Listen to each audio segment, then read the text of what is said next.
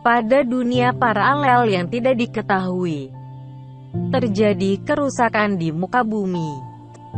Umat manusia telah menerima akibat dari perbuatannya. Limbah yang terus terakumulasi tidak dapat didegradasi oleh alam. Tidak ada satupun yang dapat dilakukan selain menyesali semua perbuatan.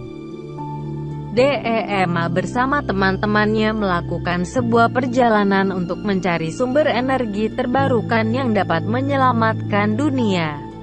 Pada akhir pencariannya yang begitu panjang, akhirnya dia menemukan teknologi untuk clean environment. Itu adalah mikroalga. Dengan membuat bioindustri berbasis mikroalga, DEMA membawa cahaya bagi kehidupan umat manusia.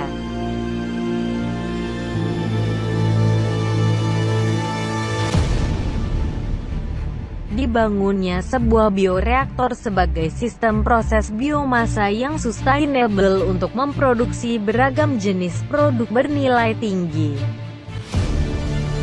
Bioindustri yang dibangun DEMA berbasis pada prinsip biorefinery. Sistem ini dapat mengintegrasikan konversi biomasa untuk produksi makanan, pakan, oil, hingga senyawa kimia bahkan seluruhnya. Siapakah sebenarnya DEMA?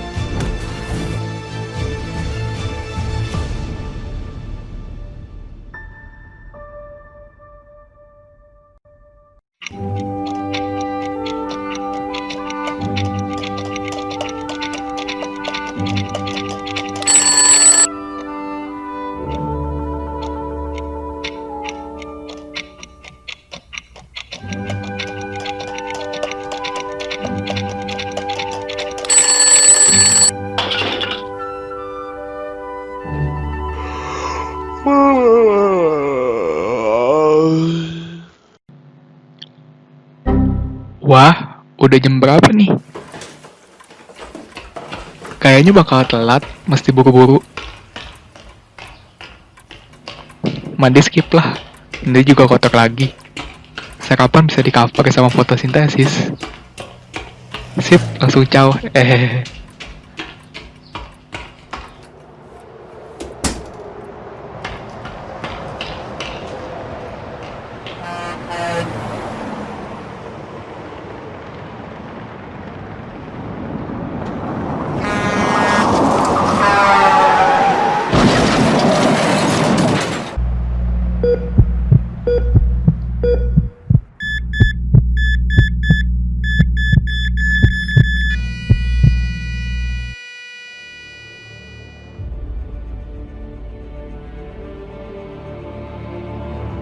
Wahai manusia,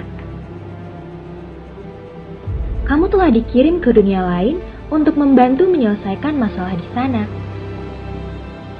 Kamu akan tetap memiliki semua ingatan dan pengetahuan yang telah kamu pelajari. Oke. Baik, jika kamu setuju, semoga sukses untuk manusia.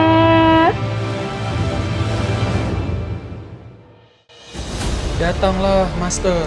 Datanglah. Datanglah.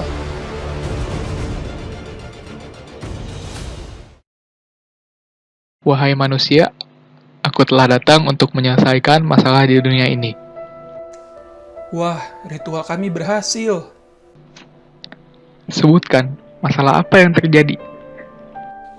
Jadi begini, Master. Sebenarnya, dunia ini sedang mengalami masalah terkait dengan limbah. Limbah sendiri adalah sesuatu yang tidak diharapkan dan akan dibuang ke lingkungan. Limbah ini sebenarnya dihasilkan oleh kami semua, baik dari individu, rumah, hingga industri. Limbah ini pun kemudian dapat dibagi menjadi beberapa jenis. Apakah dia organik atau hidrokarbon atau non-organik atau logam berat? Apakah dia beracun ataupun tidak? Apakah dia biodegradable atau tidak? Serta apakah dia bersifat kimia ataupun biologis. Limbah ini banyak sekali diproduksi pada tahap dari supply chain management. Supply chain management sendiri merupakan siklus sebuah produk dapat terbentuk, dimulai dari penentuan material, kemudian manufaktur, distribusi, hingga penjualan ke konsumen, dan terakhir repair and return. Dampaknya, tiap tahap-tahap ini akan menghasilkan limbah sendiri yang kemudian dibuang ke lingkungan dan menumpuk, sehingga pada suatu kondisi limbah-limbah ini sudah tidak dapat lagi didegradasi oleh alam. Kami sebenarnya sudah berpikir bagaimana cara menyelesaikannya, sehingga kami mencoba membuat sebuah konsep yang disebut dengan zero waste. Konsep ini ternyata sifatnya terlalu ideal, sehingga kami tidak dapat benar-benar mewujudkan suatu proses yang tidak memiliki limbah. Itulah kesalahan. Seharusnya diminimalisir dengan cara eliminate, yaitu menghilangkan atau mengganti sesuatu yang dapat menyebabkan suatu bahaya. Kemudian reduce, atau mengurangi penggunaan, lalu reuse, menggunakan ulang, lalu recycle, daur ulang, dan treat dan dispose, yaitu mengontrol pembuangan. Pada seluruh tahap supply chain, digunakan pendekatan zero waste discharge, yaitu berusaha mendekati konsep zero waste. Pada konsep ini, metode meminimalisir limbah dapat diaplikasikan dalam industri, sehingga limbah yang dihasilkan dapat dimanfaatkan untuk proses, dapat menghasilkan produk samping, atau dapat diolah menjadi limbah yang ramah lingkungan. Green Technology merupakan teknologi yang mengaplikasikan konsep ini. Teknologi ini tidak hanya diaplikasikan saat mengolah limbah, melainkan terintegrasi pada seluruh proses produksi, sehingga lingkungan dapat terjaga. Kemudian, pencegahan menjadi metode yang diutamakan. Limbah diolah sehingga dapat dilakukan recovery, reclamation, reuse, dan recycle. Terakhir, hasil pengolahan limbah diberi perlakuan sebelum benar-benar dibuang. Wah, dengar kawan-kawan, Master sudah berbicara. Ternyata begitulah cara menyelesaikan masalah. Saya tahu salah satu solusinya, yaitu mikroalga. Mikroalga adalah salah satu mikroorganisme fotosintetik uniseluler yang dapat hidup di lingkungan garam atau air tawar, dan mampu mengubah sinar matahari, air, dan karbon dioksida menjadi biomasa alga. Mikroalga dapat diaplikasikan menjadi berbagai produk, energi, makanan, dan lain sebagainya.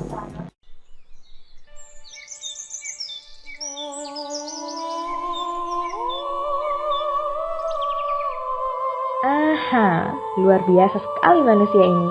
Dengan pengetahuan yang dia miliki, dia dapat menyelamatkan dunia. Semua proses produksi pasti menghasilkan limbah. Setiap tahun, limbah industri akan terus meningkat seiring dengan peningkatan populasi manusia.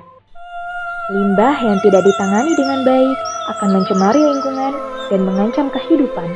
Mendirikan suatu industri pun harus mematuhi regulasi yang berlaku dan penting untuk menerapkan prinsip green industry. Pengolahan limbah tentunya memiliki prospek yang baik dan luas di masa yang akan mendatang. Di mana ada manusia, disitulah ada limbah. Pada akhirnya pun kita akan menjadi limbah itu sendiri. Betul tidak? Oleh karena itu, Sustainable Development Goals tahun 2030 nomor 12 menggalakkan konsumsi dan produksi yang bertanggung jawab. Salah satunya adalah dengan penerapan zero waste dan aplikasi teknologi untuk mendaur limbah yang kita hasilkan guna meminimalisir pencemaran. Dari segi teknologi, alga atau mikroalga mungkin adalah jawabannya. Nah, bisakah kamu membuktikannya? Kembali ke manusia ini.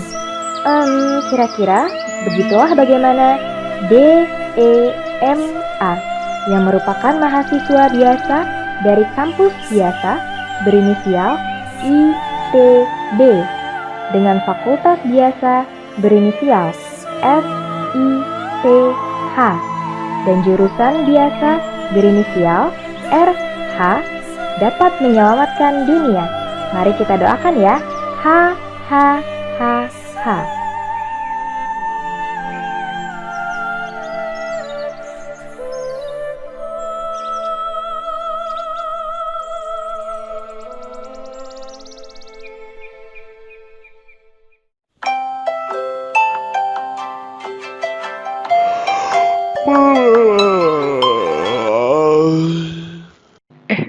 Ya ampun, tugas kapsa belum.